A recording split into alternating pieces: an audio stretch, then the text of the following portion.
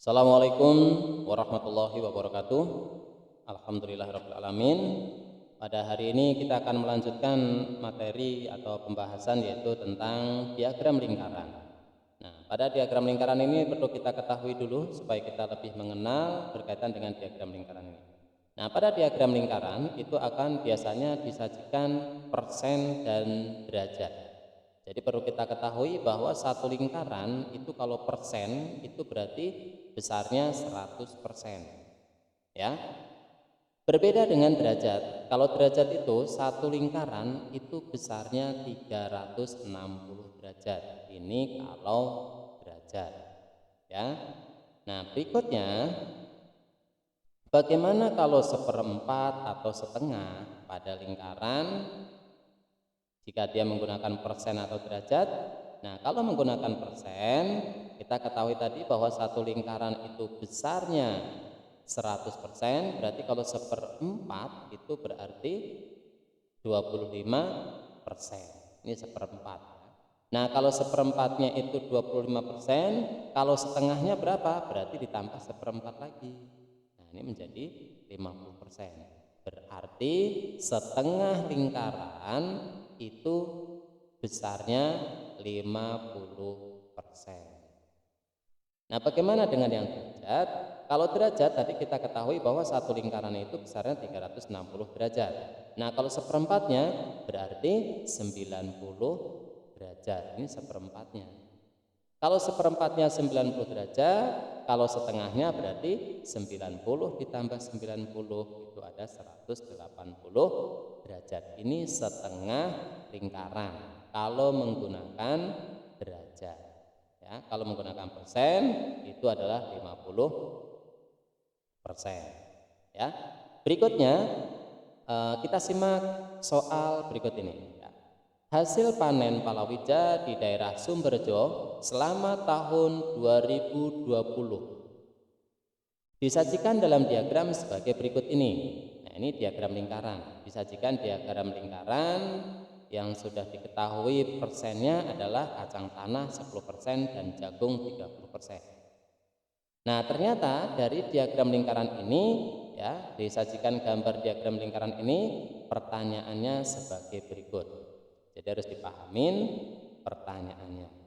Jika hasil panen kacang kedelai itu 2 ton, berapa ton hasil panen kacang hijau dan jagung?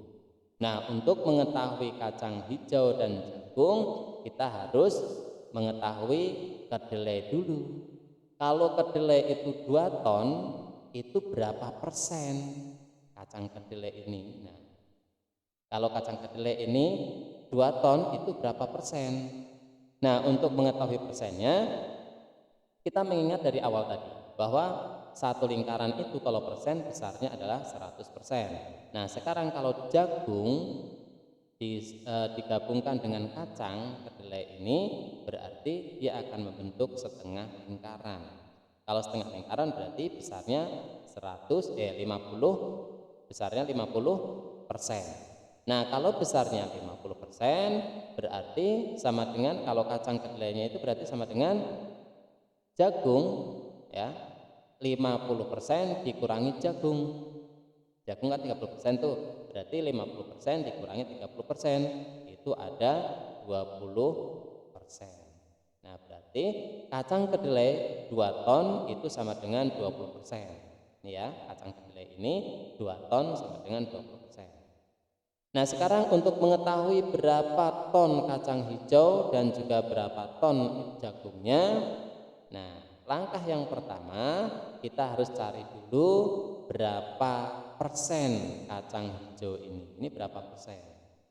Nah, kita lihat, kita mengingat kembali bahwa kacang tanah kalau dengan kacang hijau ini kalau digabungkan itu besarnya 25%. Nah, ternyata di sini kacang tanah sudah ada 10%. Berarti kacang hijau itu berarti 25 dikurangin 10%. Ya, nih 25 dikurangi 10%.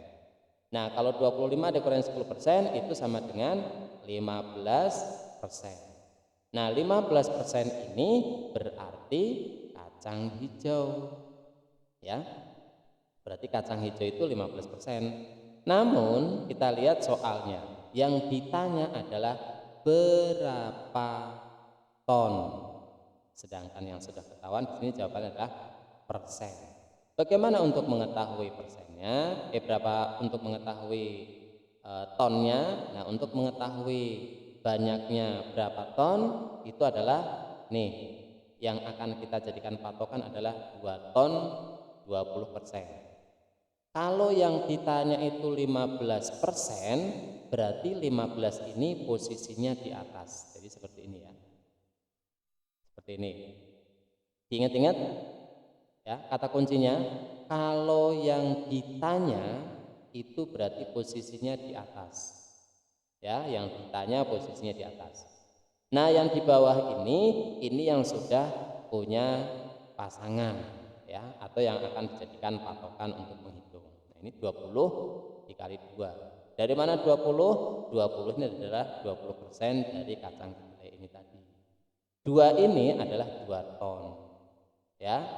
Nah, sehingga berarti kacang hijau itu berarti 15 dibagi 20 dikali 2. Untuk mempermudahnya, di sini bisa dibagi sama, 20 dengan 2. 2 dibagi 2, 1, kemudian 20 dibagi 2, 10. Nah, sehingga 15 per 10 dikali 1, itu hasilnya adalah 1,5. Berarti kacang hijau itu banyaknya 1,5 ton atau 1,5 ton. Ini banyaknya kacang hijau. Ya. Kemudian pertanyaan yang kedua di sini kacang hijau dan jagung. Ya, ternyata di sini ada pertanyaan yang kedua yaitu adalah jagung. Berapa jagungnya? Untuk mengetahui berapa banyaknya jagung, di sini sudah diketahui persennya.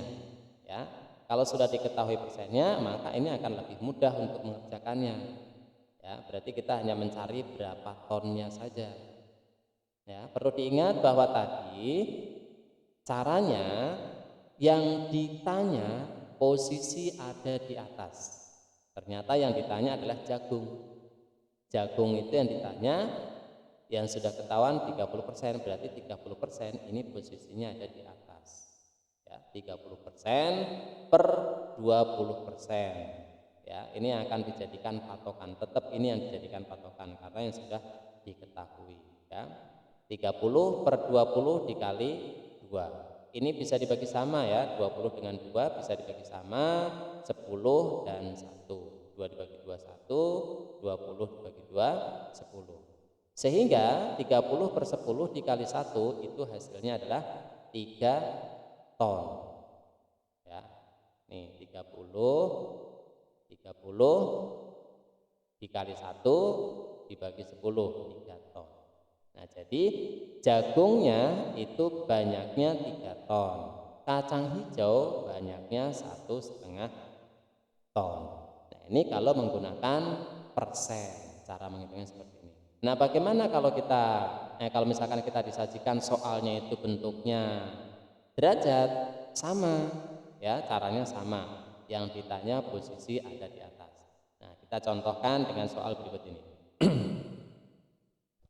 Diagram lingkaran berikut menyajikan data tentang jenis ekstrakurikuler 60 siswa kelas 6.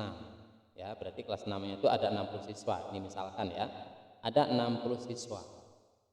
Ya, dari 60 siswa itu ada yang menyukai karate, ada yang menyukai bulu tangkis, ada yang menyukai renang, ada yang menyukai futsal. Dan ini beda-beda. Nah, bagaimana kalau disajikan diagram seperti ini dengan pertanyaan sebagai berikut ini. Berapa selisih jumlah siswa yang mengikuti ekstrakurikuler karate dengan renang? Nah, di sini kata kuncinya pertanyaan adalah berapa selisih. Kemudian jumlah siswa. Jadi bukan derajat ya, tapi jumlah siswa. Kalau keseluruhan itu 60 derajat, 60% ya, keseluruhan itu siswanya ada 60, berarti seluruhnya ini ada 60. Ya, kalau ini menggunakan derajat, berarti seluruhnya satu lingkaran ini berarti besarnya 360 derajat.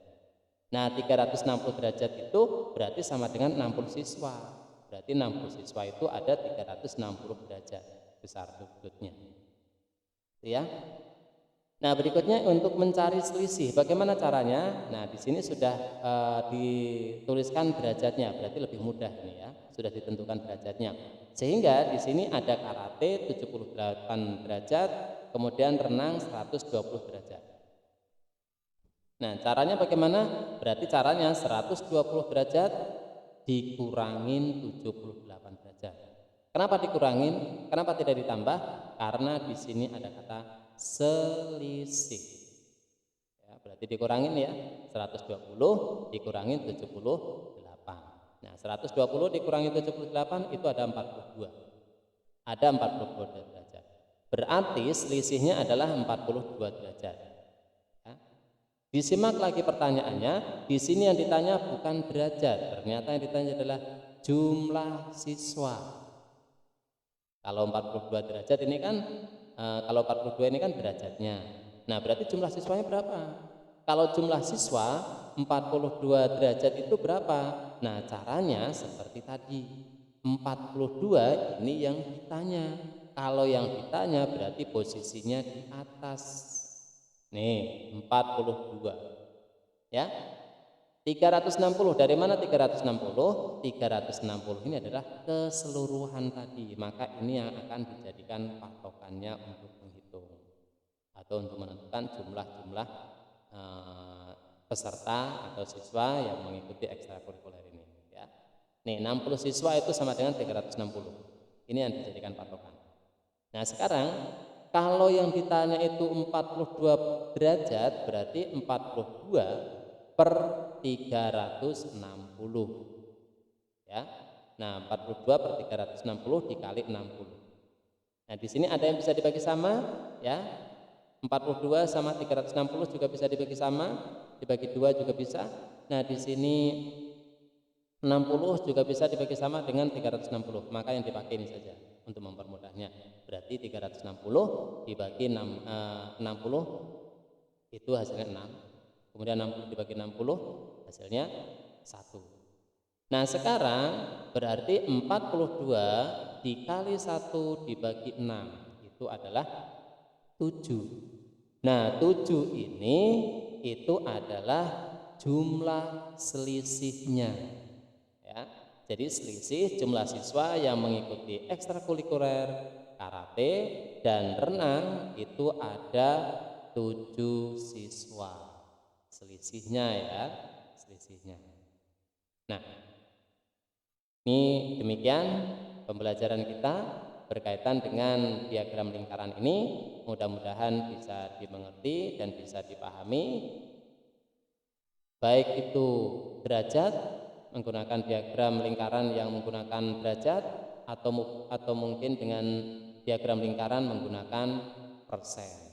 Nah, jadi cara menghitungnya seperti ini. Mudah-mudahan bermanfaat dan kiranya mungkin ada penjelasan yang kurang jelas, saya mohon maaf ya. Dan terima kasih. Assalamualaikum warahmatullahi wabarakatuh.